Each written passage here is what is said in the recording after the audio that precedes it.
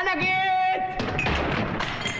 السلام عليكم ورحمة الله وبركاته، واهلا بكم في حلقة جديدة ونهائية باذن الله تعالى. قبل البداية والنهاية لا ننسى دوما الدعاء لاخواتنا في فلسطين، اللهم انصر اخواننا المستضعفين في فلسطين. ما كانش ينفع ما اصورلكمش فيديو النهارده في ظل الاحداث الخيالية اللي بتحصل، وفي ظل النادي الاهلي دخل على كأس العالم، فطبعا في احداث رهيبة النهارده عايزك تتابع معايا الفيديو. طبعا انا مش بصور من لوكيشن، بصور من مكان تاني، بس زي ما قلت لك ما كانش ينفع ما اطلعش النهارده، وطبعا مكان احسن من لوكيشن يعني عشان بس يعني ما يتكلمش. طيب نبدا كده، صلي على رسول الله. واول حاجه هبدا معاك باكتر حاجه مهمه وكل الناس بتسال عليها: هل في مهاجم او صفقه جديده للنادي الاهلي ولا لا؟ فحب اقول لك بشكل واضح في صفقه تانية او ممكن اكتر من صفقه للنادي الاهلي. طيب يا ابو سعيد، قبل كأس العالم ولا بعد كأس العالم؟ هو الأقرب في الفترة الحالية بعد كأس العالم للأندية.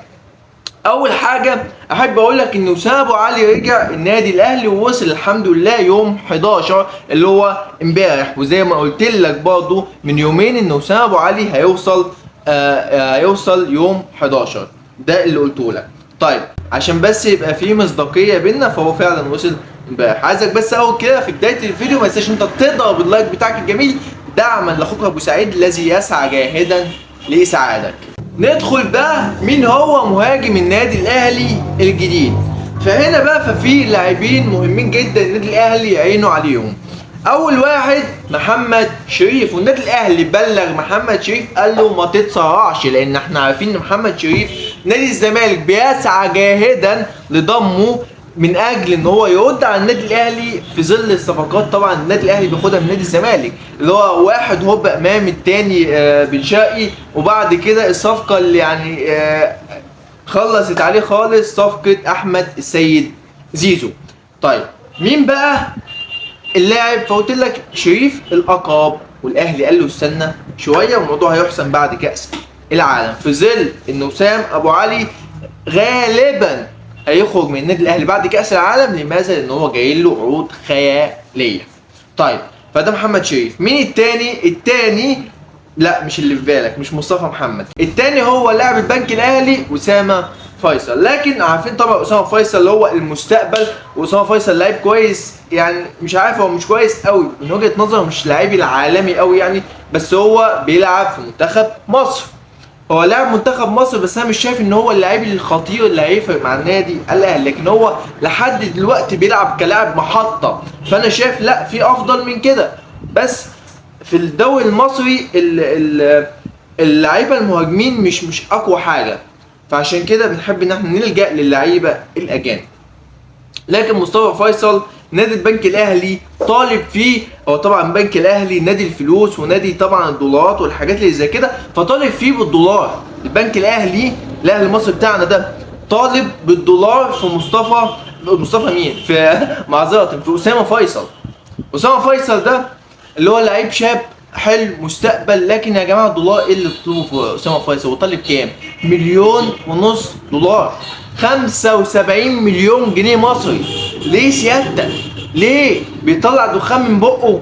اللي هيدفع في عمر الساعي $1,000,000 هيدفع في اسامه فيصل $1.5 مليون. مش بس كده، هم مش طالبين $1.5 مليون بس، لا دول طالبين $1.5 مليون وطالبين لاعب كمان من النادي الاهلي، والاقرب يعني اللي هو عمر كمال عبد الواحد، اقرب لاعب ان هو ينضم من نادي البنك الاهلي، او اللي عينهم عليه هو عمر كمال عبد الواحد. فطبعا لا انا مش شايف ان هي دي الصفقه الواو الجامده قوي اللي هتيجي تفرق مع النادي الاهلي، لكن دول اكتر اتنين مرشحين للنادي الاهلي. هترجع تقول لابو سعيد طيب وموضوع مصطفى محمد اللي كنت كلمتنا عليه وقلت ان هو قريب من النادي الاهلي، احب اقول لك دلوقتي في الفترة الحالية صعب جدا ان مصطفى محمد يجي النادي الاهلي، بسبب ان هو رافض ان هو يلغي فترة الاحتراف بتاعته، او ان هو رحلة الاحتراف بتاعته يلغاها مع فرنسا، ومش حابب صراحة يعني، هو مش حابب ان هو يرجع مصر، هو حابب يكمل في فرنسا، واهله برضه حابين ان هو يكمل في فرنسا. فهو عشان كده الموضوع مستبعد شويه، واستبعدوه النادي الاهلي الفتره دي لحد ما يشوف الموضوع هيرسى عليه، لكن اقرب ان هو بقى خارج الحسابات. هندخل برضه في حاجه تانية مهمه جدا، فعايزك اول على طول ما تشوف الحلقه بتاعته تروح ضارب اللايك بتاعك الجميل دعما لاخوك محمد ابو سعيد الذي يسعى جاهدا اللي يساعدك. وانت عارف ان انا بصور مش في اللوكيشن بتاعي ومش في المكان بتاعي، فيعني ايه احنا بنرخم على الناس وبنصور عندهم من الاخر. فانتوا يعني ما تنسوش اللايك بتاعكم الجميل، وما تنساش لو مش مشترك اشترك، مش هطول عليك. لكن في لعيب عالمي او هو مش عالمي قوي يعني، لكن النادي الاهلي خلاه بقى عالمي. واللعيب ده اللي هو حرفيا العنوان تكتب عنوان بالبونت العريض: لاعب الاهلي يصل للعالميه. مين بقى لاعب الاهلي اللي وصل للعالميه ده؟ في لعيب انضم لمجموعه اسامي مش عالميه بقى، دول فوق العالميه بشويه، اللي هم ايه بقى؟ الليفل الوحش في كره القدم. امام عاشور. امام عاشور يا جماعه منصه اون فوتبول العالميه حطاه من ضمن اهم اللعيبه في كاس العالم انديه جنبهم، ويقول لك ركز على اللاعب ده، ركز وزوم على اللاعب ده لان اللاعب ده موهبه، ركز على اللاعب ده لان هو ده اللاعب المستقبل، او ان هو ده يعني ايه، هو اتفرج عليه في كاس العالم انديه الواجهه. فامام عاشور من ضمن اللعيبه المهمه جدا، اللي هو مين؟ ميسي وهالاند وجريزمان وموسيالا وبالمر وعندك راموس. فانت عندك مجموعه كبيره جدا من لعيبه، فامام عاشور وسطهم. فانت تعرف ان النادي الاهلي بيخلي اي لعيب مهما كان اسمه مهما كان من هو، النادي الاهلي بيخليه في العالميه. النادي الاهلي بيخلي اسم اللاعب ده يتحط جنب اعظم، يعني مش هقول اعظم طبعا العظمه لله، لكن جنب افضل لعيبه في العالم. فدي نقطة. لا، فالنادي الاهلي فارق كتير جدا عن كل الاندية، وانا بستغرب جدا من المقارنات اللي بتحصل. مقارنة انت تقارن النادي الاهلي باي نادي تاني مصري، او حتى انك تقارن الاهلي باي نادي تاني افريقي، فانت كده بتظلم النادي اللي انت بتقارنه بالنادي الاهلي، لان الاهلي ما بيتقارنش بحد.